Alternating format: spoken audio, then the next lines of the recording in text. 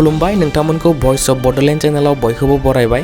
दिनैनि मोनथिनो गोनां खौरांफोरा जाबाय डॉक्टर हेमंत बिश्व शर्मा बिथाङा बिसायख'थियाव देरहानानै नैथि खेब गिबि मन्थ्रि महरै समायखिरा लाखांनायनि उनाव मैया गिबि खेबनि केबिनेट जथुमायाव माखासे गोनांथार थिरांथाफोरखौ गिबि मन्थ्रि बिथाङा फोसावनानै होयो। गोदानै सायख'जानाय साब्रै मन्थ्रिफोर शरण बर, अतुल बरा, रामेश्वर तुली आरो अजन्ता नियक बिथांमोननि बाहागो लानाय जथुमायाव गिबि मन्थ्रि बिथाङा इउनिफर्म सिविल कोड एबा UCC बिलखौ एप्रुभ खालामना होनाय जायो, जाय फैबाय थानाय 26 मे खालि जानो गोनां विधानसभा जथुमायाव UCC बिलखौ एसेम्ब्लियाव गथायनाय जासिगोन। नाथाय आसामनि थागिबि हारिफोर एबा ट्राइबेलफोरनि सायाव बे UCC बिला जेबो गोहोम गोग्लैनाय नङा होनना गिबि मन्थ्रि बिथाङा फोसावना होयो।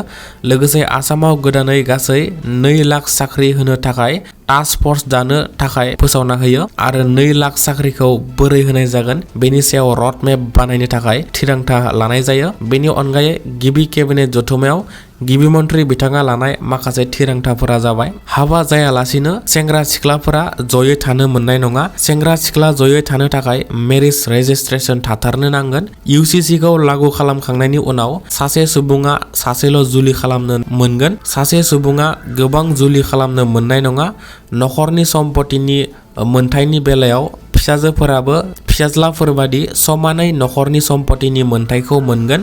बेनि अनगायै गोदानै देरहानाय MLA बिथांमोना दावबायनो थाखाय गोदान गारि मोननाय नङा।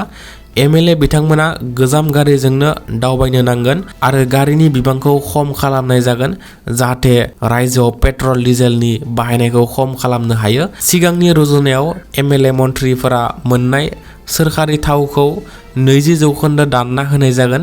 बेजों लोगोसे MLA फोरा 6 दाननि थाखाय फरेन हादरफोराव दावबायनो मोननाय नङा आरो बायजो हादोरारि मुवा बेसादफोरखौ सोरखारा बायनो मोननाय नङा। गाव हादोरारि मुवा बेसादफोरखौल' सोरखारा बायनो हागोन। बेजों लोगोसे गिदिर गिदिर मिथिं दावथिंफोरखौबो बन्द खालामनाय जागोन आरो 15 निफ्राय 20 बोसोरसिमनि गोजाम गारिफोरखौ रायजोआव सालायनो मोननाय नङा। बेफोर माखासे थिरांथाफोरखौ हादोराव पेट्रल डिजेलनि आंखाल नुजाथिनायनि थाखाय लानाय जादों। बेनि अनगायै फैबाय थानाय 21 मे खालि आद्रा थानाय गासै मन्थ्रिफोरखौ सायख'नाय जागोन आरो समायखिरा लाहोनाय जागोन होनना गिबि मन्थ्रि बिथाङा फोसावना होयो। गिबि मन्थ्रि महरै डक्टर हेमंत बिश्व शर्मा बिथां आरो स्पिकार महरै गोदानै सायख'जानाय रन्जित दास बिथां आरो गिबि खोलोबाव सायख'जानाय साब्रै मन्थ्रिफोर बिथांमोना समायखिरा लाखांनायनि उनाव फैबाय थानाय 21 मे खालि आद्रा थानाय मन्थ्रिफोरखौ सायख'नानै फोसावना होनाय जागोन आरो समायखिरा लानाय हाबाफारिबो 21 मे खालि एसेम्ब्लियाव लानाय जागोन। नाथाय BJP दोलोनि गोख्रों सासे बर' दैदेनगिरि तामुलपुरनि MLA बिश्वजित दैमारी बिथाङा फिन खेबसेबाव बुंथिगिरि एबा स्पिकार महरै सायख'जाफिनासै। नाथाय खौरां मोननाय बादिब्ला तामुलपुरनि MLA बिश्वजित दैमारी बिथाङा मन्थ्रि मोननाया रोखा जाबाय होनना मोनथिनो मोन्दों। गुबुन फारसे BPF दोलोनिफ्राय देरहानाय सा 10 MLA फोरनि मादाव शरण बर बिथांनि अनगा आरोबाव साबेसे मन्थ्रि मोनबावगोन बेखौ लानानै BPF दोलोनि गेजेराव माखासे सोंथि सिखांदों। क'क्राझारनि MLA सिबि महिलारी बिथाङाबो गोख्रों मन्थ्रि मासिनि थाखाय दाबि खालामबोदों आरो गोदानै सायख'जानाय मन्थ्रि शरण बर बिथाङाबो BPF दोलोनिफ्राय आरोबाव सासे मन्थ्रि मोनबावगोनखौ आसा खालामदों होनना शरण बर बिथाङा फोरमायनायखौ नुनो मोन्दों। नाथाय BPF दोलोनिफ्राय मन्थ्रि मोनबावगोन ना मोनला बेखौ फैगौ एसेम्ब्लि जथुमायाव मोनथिनो मोनगोन। मणिपुराव हिंसायारि जाथायफोरा दासिमबो जोबनायखौ नुनो मोनाखै आरो माब्ला जोबगोन बेखौ रावबो बुंनो हाया। थिग बेबादिनो मणिपुरनि कांपकपि जिल्लायाव आरोबाव मोनसे हिंसायारि जाथाया सोराङाव फैदों, जेराव खृष्टान धोरोमनि 3 गिर्जानि दैदेनगिरिफोरा चार्चसिम थांगासिनो दंमोन। बे समावनो सिनाय मोनै हाथियार लाग्रा उदखारिफोरा फैनानै बिसोर 3 गिर्जानि दैदेनगिरिफोरनि गारिखौ गाग्लोबो आरो बिसोर 3खौ गावथारनानै गालाङो। लोगोसे उदखारिफोरनि गाग्लोबनायाव 5 सुबुंफोराबो गोब्राब जोखोम जायो होनना खौरां मोन्दों।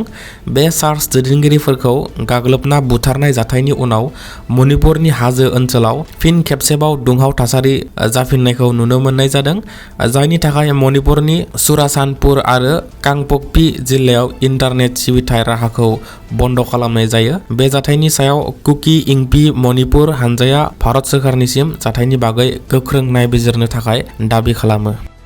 आसामनि सराइदेव जिल्लानि मथुरापुर ओनसोलाव सासे एलपि स्कुलनि फोरोंगिरिया उन्दै फरायसाफोरखौ गाज्रि रोखोमै बुनाय, सोबानाय आरो फरायसाफोरखौ हमना दिखोना खिरखिजों गारहरनो नागिरनाय जाथाया सोराङाव फैदों, जेराव बेबादि खालामनाया फरायसालिनि CCTV केमेरायाव सेबखांजायो आरो भिडिअ'आ समाजारि बिजोङाव गोसारनायखौ नुनो मोननाय जायो। बेबादि उन्दै फरायसाफोरखौ गाज्रि रोखोमै बुग्रा आरो खिरखिजों गारहरनो नागिरग्रा फोरोंगिरिनि मुंखौ आरिफुल इस्लाम होनना सिनायथिनाय जायो। सासे फोरोंगिरिया बेबादि फरायसाफोरखौ गाज्रियै बुनाय आरो खिरखिजों गारहरनो नागिरनाया उन्दै फरायसाफोरनि रैखाथिनि सायाव मोनसे गिदिर सोंथि सिखांदों। भिडिअ'आ गोख्रै समाजारि बिजोङाव गोसारनायनि उनाव फोरोंगिरिनि हेंथा गोख्रों एक्सन लानांगौनि थाखाय बयबो दाबि खालामनायखौ नुनो मोननाय जायो आरो बे जाथायनि सायाव अल आसाम टि ट्राइब स्टुडेन्ट एस'सिएशनाबो दायनिगिरि फोरोंगिरिनि हेंथा गोख्रों राहा लानांगौनि थाखाय दाबि खालामो आरो सराइदेव जिल्लानि DCनिसिम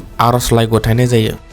बिहार रायजोआव सानफ्रोमबो सोमोनांथाव जाथायफोर जाबाय थानाया गोदान बाथ्रा नङा। थिग बेबादिनो आरोबाव बिहार रायजोनिफ्राय मोनसे सोमोनांथाव जाथाया सोराङाव फैदों। सासे लाइमोना लेबु फिथाइ एबा निम्बु फिथाइ खानायनि थाखाय नखरनि बिगोमाया लेबु खाग्रा सुबुंखौ बुना बुथारनाय जाथाया सोराङाव फैदों। बे जाथाया बिहारनि नालन्दा जिल्लानि सिङाव थानाय साक्रावा होननाय गामियाव जादोंमोन। जाथायनि बागै SP भारत सनि बिथाङा फोरमायनाय बादिब्ला सासे लाइमोना गंसे नखरनि लेबु फिथाइखौ सोङा हसिया खादोंमोन, जायनि थाखाय लेबु बिगोमाया बिखौ बुयै बुथारो। जिउ गोमानाय लाइमोननि बडिखौ पस्टमर्टमनि थाखाय दैथायहरनाय जायो आरो पुलिसा जाथायनि सायाव गोख्रों नायबिजिरनाया सोलिगासिनो आरो दायनिगिरिखौ गोख्रोंनिफ्राय गोख्रों साजा होनाय जागोन होनना SP भारत बिथाङा फोसावो। भारतनि गाहाय मन्त्रि नरेन्द्र मदि बिथाङा वेस्ट एसियायाव सोलिबाय थानाय दावहानि थाखाय पेट्रल डिजेलनि आंखाला जाहाथे भारताव नुजाथिया, बेनि थाखाय गासै भारतारिफोरखौ बांद्राय ओरैनो गारि सालायनायफोरखौ खम खालामनो आरो पाब्लिक ट्रान्सपर्टफोरखौ बांसिन बाहायनो थाखाय खावलायदोंमोन, जायनि थाखाय गाहाय मन्त्रि नरेन्द्र मदि बिथाङाबो राजधानी दिल्लीयाव सिकिउरिटि हानजानि गारिफोरखौ खम खालामनायखौ नुनो मोनदों। दिल्लीयाव गाहाय मन्त्रि नरेन्द्र मदि बिथांनि गारिखौ गंनैल' रैखाथि हानजानि गारिजों खारनायखौ नुनो मोनदों। मोनसे लाजिनांथाव जाथाया सोराङाव फैदों।